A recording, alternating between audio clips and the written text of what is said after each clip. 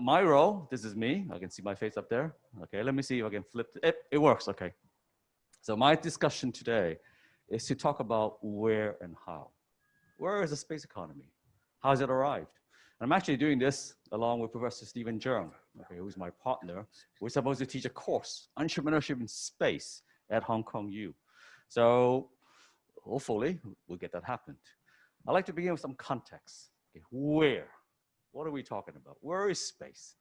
Space is 100 kilometers above. That's called space. Okay.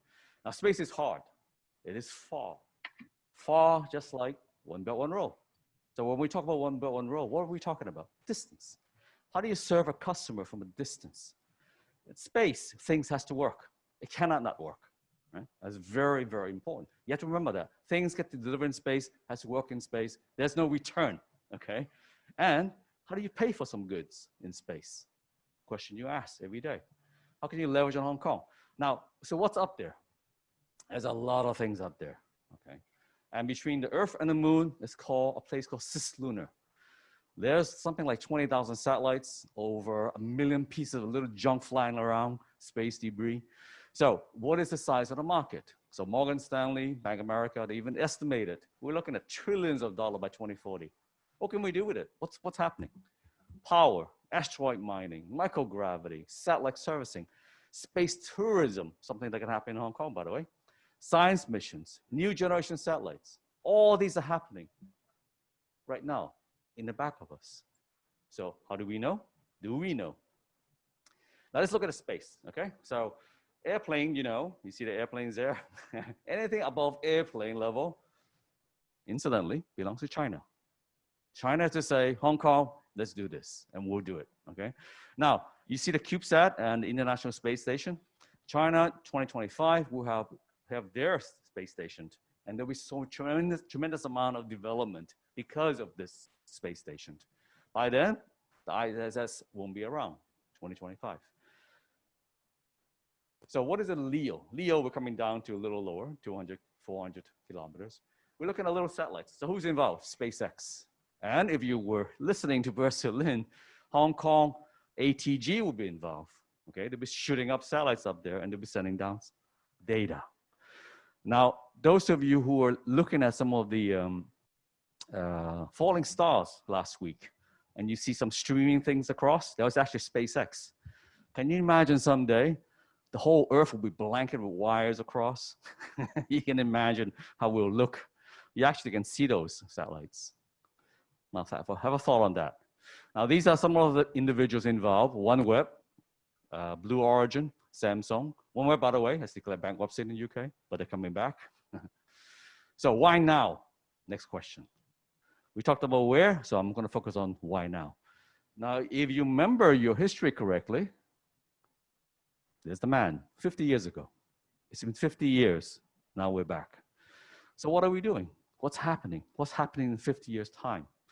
And you find that so much is happening. Now, if you're looking at this map, you can see there's certain, on the middle part, okay, the number of spacecraft launched, there's a huge shot up of spacecraft going into the air. Majority, American and US, and China, okay?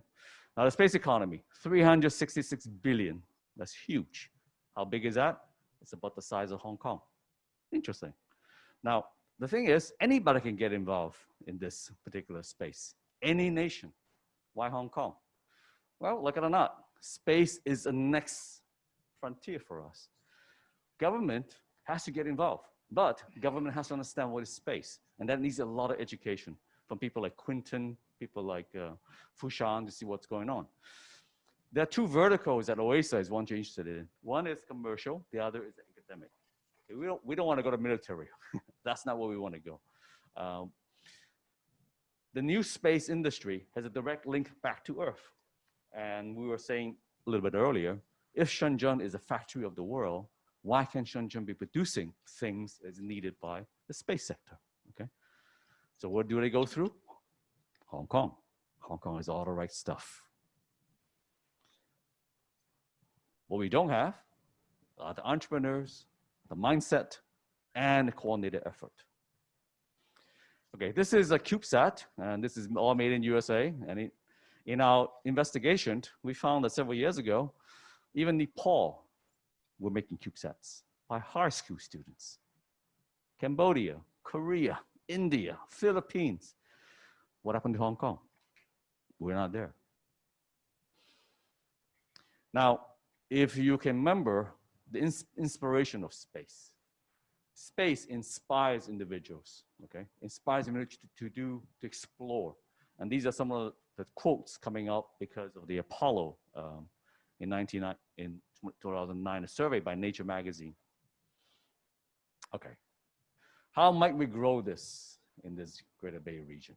Can Hong Kong become a space hub in 10 years' time? Why not? We have to start thinking about it. It's not gonna happen by itself, okay? So let me quickly talk about this page. For Hong Kong, it is not about shooting satellites up. It is about understanding the data coming down, okay? The satellite data, how do we monetize that?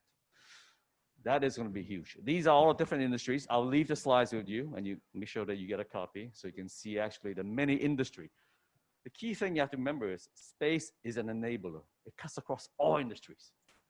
Interesting, huh? Now, our own Li Ka-shing invested in space called Leo Lab. What is it? What do? They remove space debris. There's so much junk up there now. Well, you probably didn't know, okay? It's actually gotten to be quite hazardous. Now, I just want to talk about some venture capitalists actually investing in space. And if you look on the right side on the bottom, number 3, you see Fresco there. Okay, so Fushan is from Fresco, by the way.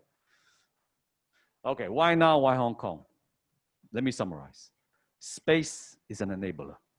What we need in Hong Kong is more entrepreneurs, more innovators. And by having this space, we create an ecosystem that's broader, richer. We allow Hong Kong to contribute to China, being part of it, link it back to Greater Bay. The market is already here. And as you know, in business, everything's on timing. I'd like to conclude, okay, on some points. 1, how might we set up a space accelerator at Cyberport?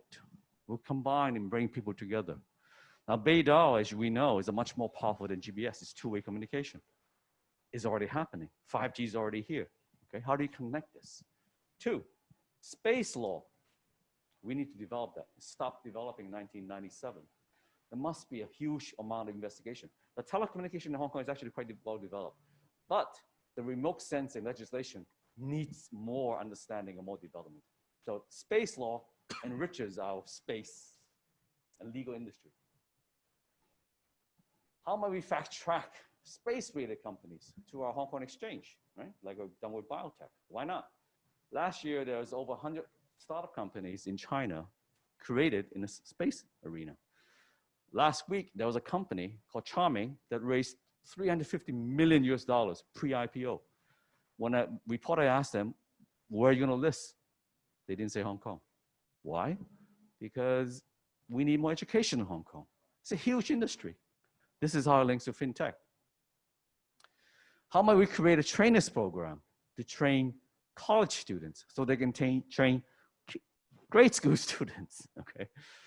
This definitely we can do, okay? And Professor Quinton's shaking his head. We can definitely do it with him to our mission number 2 at OASA. Lastly, for every astronaut in space, there are thousands of support crew, okay? Next place we're going is the moon and Mars, and they need tremendous amount of support on the ground level.